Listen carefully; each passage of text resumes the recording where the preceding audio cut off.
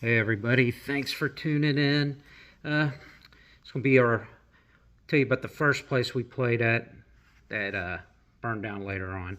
It was called Bob's Cafe. It was an older bar. I Some people said even during the 1920s it was used during Prohibition, but it was one of those bars that when you went into, you could tell it had a lot of history. There was a lot of like strange vibe to it. So we were having our Ghost of Outlaws CD release party at here, and we were in our newspaper in our hometown, and announcing it. This is right after we had our first record deal, and so we was having our release party there. So we walk into it, and there's like one section of the bar you walk into. It's like a smaller section. We're like, okay, start bringing our equipment in, and the owner's like, no, no, because you'll be playing back there in the back part of the bar. And we're like, oh, okay.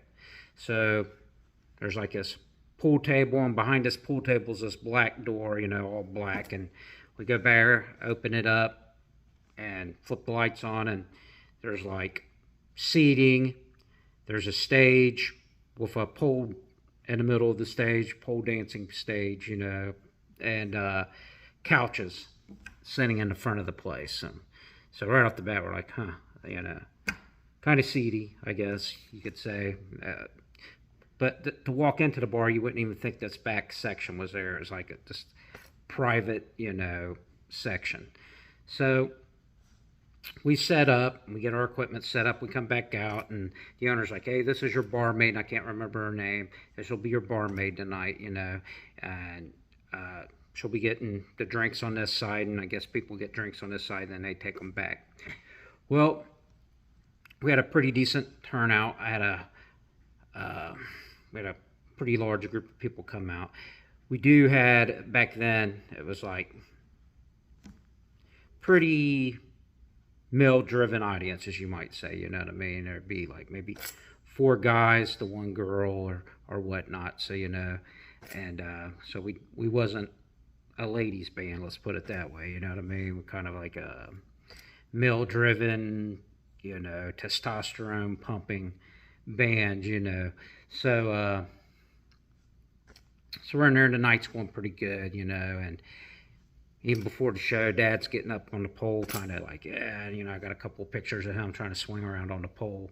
And so night goes through pretty good, and next thing you know, near the end of the night, everybody's starting to clear out of the place, where we're playing at, and they're going on the other side of the bar.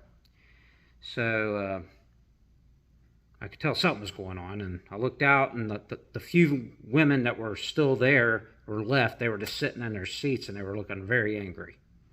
We're like, holy crap, Thought maybe it was that up. We didn't know, they just looked mad, and there was something going on. So my friend Rudy came back in, Rudy Woolmer, I said, waved me over stage. We stopped playing for a second. Said, hey, what's going on, He goes, man, Ed, you would not believe it. That barmaid's in the other room. She's rolling around on the pool table. She had like a short dress on, and she don't have any underwear on. So I turned around, I looked at the rest of the guys. I was like, hey, let's go ahead and, break it down, Then somebody else, the owner showed back up later on for some reason. So he showed back up. He said he was breaking down early, and he said, he's like, what, you guys are already breaking down? I said, yeah. I said, there's no way our band can compete with your barmaid in there rolling around on that table. I was like, she's done stalled the whole crowd. They're all over there. And we just got their mad girlfriends, wives, or whatever's left over on this side of the bar that's not very happy about being here. So, yeah, we're done for tonight. So he let us go, paid us, and that was it. But it was probably, I'd say, a couple years after we played that place that it, I think, had an electrical fire. And I don't know if they ever opened it back up. I know through the history of it, it was said to be used during the Prohibition period, for alcohol bootlegging, because where we're from, Hamilton was known as Little Chicago. It had a lot of gangster influences there, Even on my mom's side, my great-great uncle, Skinny Rook, ran a house of ill repute there in Hamilton that John Dillinger and Pretty Boy Floyd, and all of them used to come down, hide out in. And they said some of the big gangsters from Chicago, I don't know how true it was. At one time they said Al Capone came down there. I don't know if that's true or not. But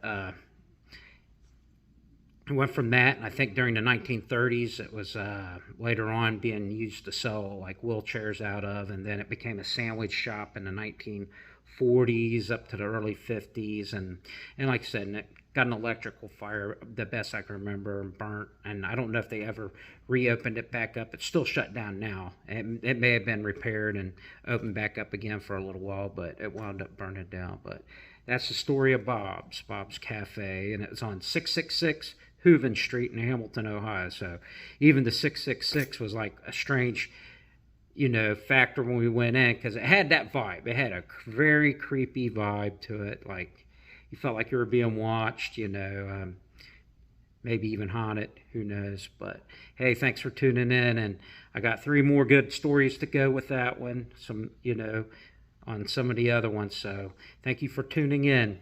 Have a good night.